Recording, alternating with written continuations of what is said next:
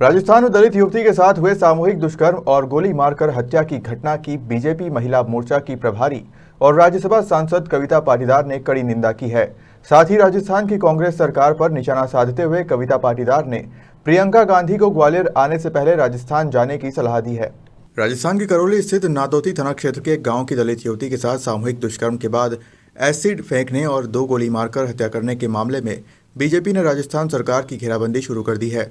राजस्थान की आग मध्य प्रदेश की राजधानी भोपाल तक पहुंच गई है। यहां बीजेपी महिला मोर्चा की प्रभारी और राज्यसभा सांसद कविता पाटीदार ने भी घटना की निंदा की है। कविता पाटीदार ने कहा कि कांग्रेस शासित राजस्थान में ऐसी घटनाएं आम हो गई है। पाटीदार ने कहा कि सोनिया और प्रियंका गांधी एक बहन होकर बहनों की रक्षा नहीं कर पा रही है। लड़की हूं, लड़ सकती हूं का नारा देने वाली प्रियंका पहले बहनों को सम्मान देकर उनकी रक्षा करना सीखे, उसके बाद लड़ने की बात करें। ग्वालियर आने से पहले प्रियंका गांधी को राजस्थान जाना चाहिए और वहां देखना चाहिए कि क्या हो रहा है। एक दूसरा विषय चलिए।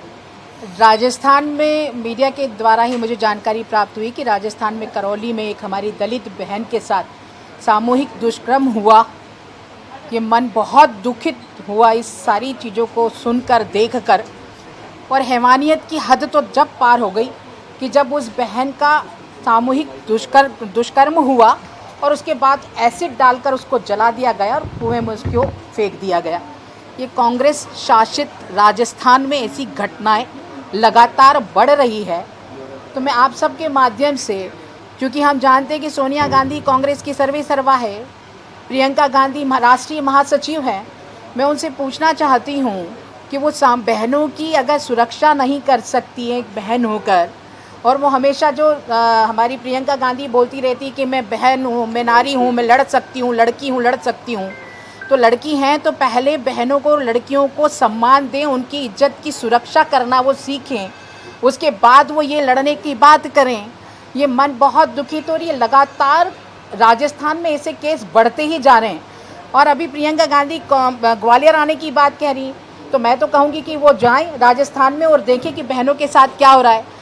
अभी नागौद में भी आरी जी के सामने मंच पर एक संध्या जो कार्यकर्ता है कांग्रेस की, उन्होंने ही बहनों के साथ कांग्रेस में ढंग से व्यवहार नहीं किया जाता है, पक्षपात किया जाता है, ठीक व्यवहार की शिकायत उन्होंने ऑन मंच की है। तो ऐसी लगातार घटनाएं कांग्रेस में होती जा रही है। और बहन होने के नाते, क्योंकि मैं खुद भी एक महिला हूँ, ऐसा सामूहिक दुष्कर्म होना और उसके बाद एसिड डालकर उसको हैवानियत की हद पर जाकर जलाकर उसको फेंक देना, ये एक मानवता को ताड़ना है। तो सोनिया गांधी को और प्रियंका गांधी को देखना चाहिए और वहाँ जाकर बहनों की सुरक्षा पर कोई ठोस कदम उठाने चाहिए, ऐसी मैं उनको राय देती हूँ। ग्वालियर तो बाद में आए, पहले जरा राजस्थान जाए और बहनों की इज्जत को सुरक्षा देने का काम करें। महिला मोर्चा की बैठक, जो महिला मोर्चा की बैठक हमारी थी प्रदेश पदाधिकारियों की, और चूँकि माननीय मुख्यमंत्री जी ने बहनों को लेकर मध्य प्रदेश में जितनी योजनाएं दी है, हमें बहुत गर्व है कि ऐसे जननायक हमें मिले हैं कि बेटियों के जन्म से लेकर उनकी शिक्षा और उनके हाथ पीले करने से लेकर उन्हें आत्मनिर्भर बनाने तक की योजनाएं माननीय मुख्यमंत्री जी ने बहनों की और बेटियों के बीच में किया है।